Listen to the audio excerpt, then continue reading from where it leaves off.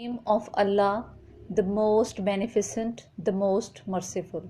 Assalamu alaikum, dear students. Hope you are doing well. May Allah keep us all safe and healthy. I am your chemistry teacher from the Educators Mehrapur campus. Dear students, in today's lecture, we will learn about landmarks in the history of chemistry.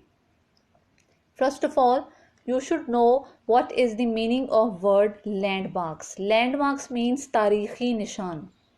हम इस topic में पढ़ेंगे कि chemistry की तारीख में वो कौन से दौर हैं और वो कौन से साइंसदान और कीमियादान हैं जिनकी खिदमात काबिल ज़िक्र हैं.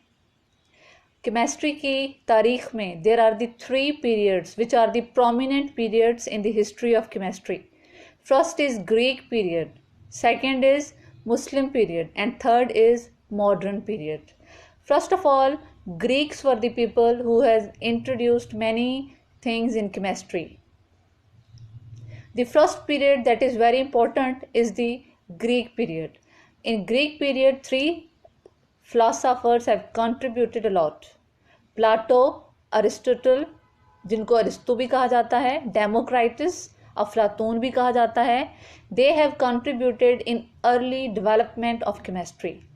They introduced concept of elements, atoms and chemical reactions. इन्होंने एलिमेंट्स के, एटम्स के और कीमियाई रिएक्शन के कॉन्सेप्ट्स मुतारफ़ करवाए.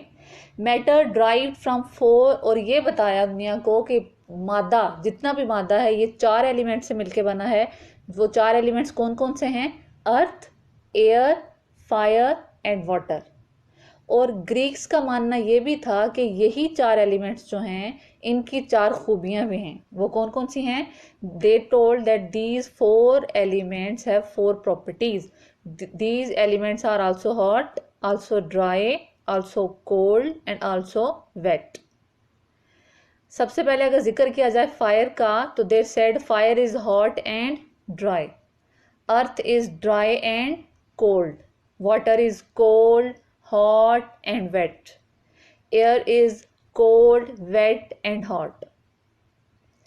Greek philosophers and Greek chemists have also introduced metallurgical processes. Dear students, what do you mean by metallurgy? Metallurgy को उर्दू में कहा जाता है धातकारी.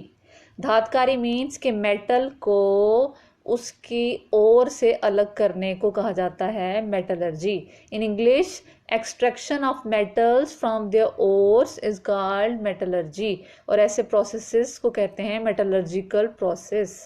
अब ओर किसे कहते हैं? What is ore?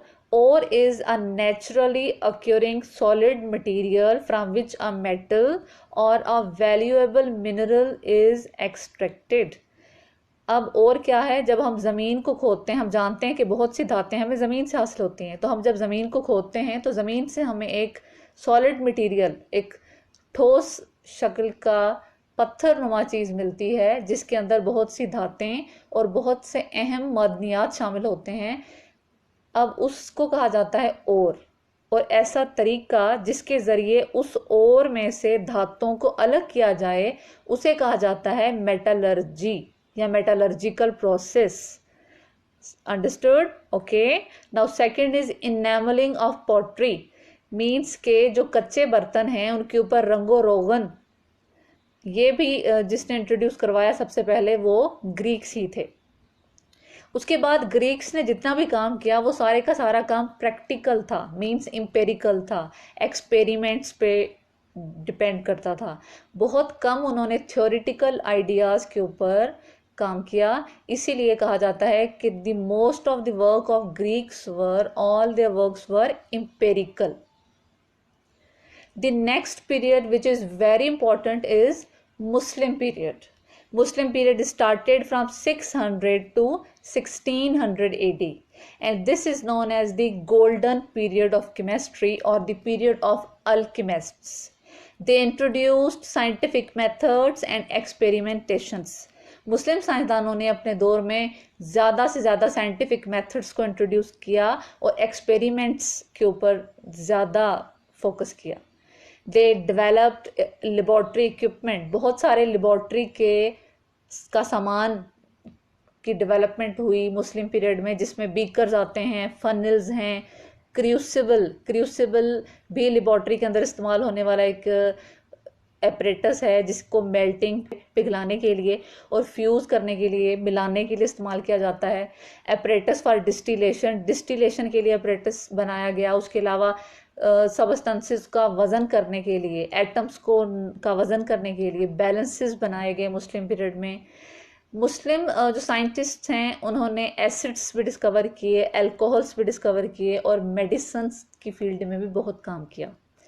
अल्केमिस्ट को कहा जाता है गोल्ड कुक्स, मीन्स देयर डेस्टिनेशन, उनका ख़ास मकसद क्या था, वो आम सस्ती धातुओं को तब्दील करना चाहते थे गोल्ड में।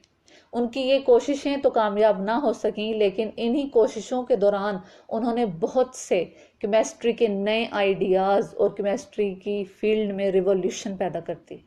मुस्लिम फेमस और प्रोमिनेंट स्कॉलर्स में हैं जाबिर इब्न हयान, अल राजी, अल बैरूनी और इब्न सीना। सबसे पहले हम पढ़ेंगे जाबिर इब्न हयान के बारे में, जिनको कहा जाता है फादर ऑफ अल्केमी या father of chemistry. He introduced experimental methods, he prepared nitric acid, hydrochloric acid and white lead. He developed methods for extraction of metals from their ores, and he has also introduced methods for dyeing of clothes. Jabir ibn Hayyan ने nitric acid और hydrochloric acid को mix करके एक mixture बनाया, जिसको aqua regia या royal water भी कहा जाता है, जिसके अंदर ये सलाहियत है कि उसके अंदर सोना भी हल हो सकता है। And also Jabir ibn Hayyan has worked on many chemical procedures like crystallization, melting, distillation and sublimation. Now one by one, let's read what is crystallization. A crystallization is a process by which solids are formed, by which crystals are formed. The second method is melting. What is melting? A point at which a solid melts, that is known as melting. Distillation. What is distillation? Distillation is a process in which we purify a liquid by using heating and cooling. After that is the process sublimation. What is sublimation? When a solid directly turns into gas without changing into liquid state, that process is called